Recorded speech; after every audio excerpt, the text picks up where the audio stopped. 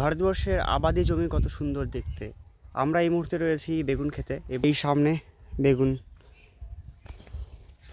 যদি কেউ আগে বেগুন ক্ষেত না দেখে থাকে তাহলে এই যে দেখাচ্ছি, এই যে বেগুন। এই হলো কোচবিহারের ফেমাস কালজানির বেগুন, যেটা কোচবিহারে খুবই সমাদৃত এবং খুবই টেস্ট। এই বেগুন ভাজা এত নরম হয়, তরকারি এত স্বাদ হয়, এত সুস্বাদু হয় যে বারবার এই বেগুন খেতে ইচ্ছা করে। তাই এই বেগুনের খুবই হাই রেট বাজারে এবং খুবই এই বেগুন সবাই পছন্দ করে। যে আমরা এই বেগুনগুলো তুললাম, বেগুন, সিম, তারপরে পেঁয়াজকলি, লেবু ইত্যাদি, দিদা। এই যে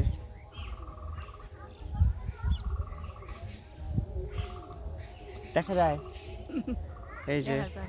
এই যে আমরা এখন দেখাচ্ছি আর কি কি আছে আমাদের এই আশেপাশে ক্ষেতের মধ্যে। কিছু সর্ষে, শীতকাল মানেই সর্ষে, এবং সর্ষে তো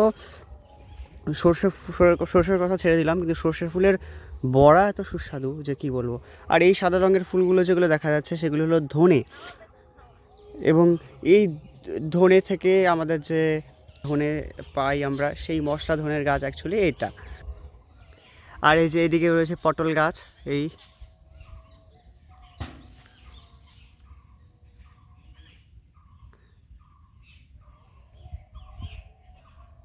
Indian agriculture field is just wow, just looking like a wow type, and the beauty is mind blowing, speechless.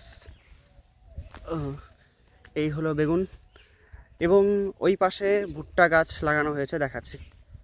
এই হলো ভুট্টার গাছ, যেগুলো প্রতি গাছে একটা করে ভুট্টা হয়, এবং এই যে সব ভুট্টার গাছ, এইদিকে টোটাল জমি জুড়ে ভুট্টার গাছ। আর এই যে পৌষ মাসের বিকেলে, আজ পৌষ সংক্রান্তি, এবং এই বিকেলে চারিদিকটা কত সুন্দর লাগছে আকাশ, এবং বাইরে হালকা হালকা কুয়াশা রয়েছে। এদিকে রয়েছে লঙ্কা। এই যে লঙ্কার মধ্যে একটা হলো এটা প্রকট বৈশিষ্ট্য, এটা প্রচ্ছন্ন বৈশিষ্ট্য, কারণ এই কালো লঙ্কাটা মাঝে মাঝে হচ্ছে।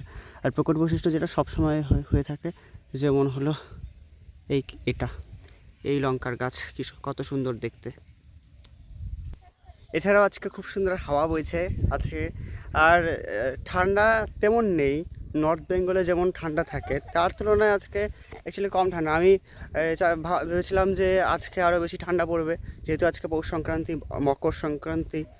তো আর যদিও কালকে আজ থেকে দিন আস্তে আস্তে বড় হতে থাকবে, কারণ সূর্যের উত্তরায়ণ আজকে থেকে স্টার্ট। এবং সো আরেকটা জিনিস, সামনে একটা কত বড় লাউ, এই যে সামনে একটা অনেক বড় লাউ। আর এইদিকে জানলার মধ্যে হয়ে আছে লেবু।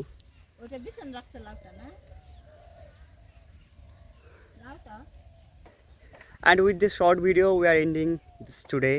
See you in the next vlog. Till then stay tuned everybody. Tata, see you.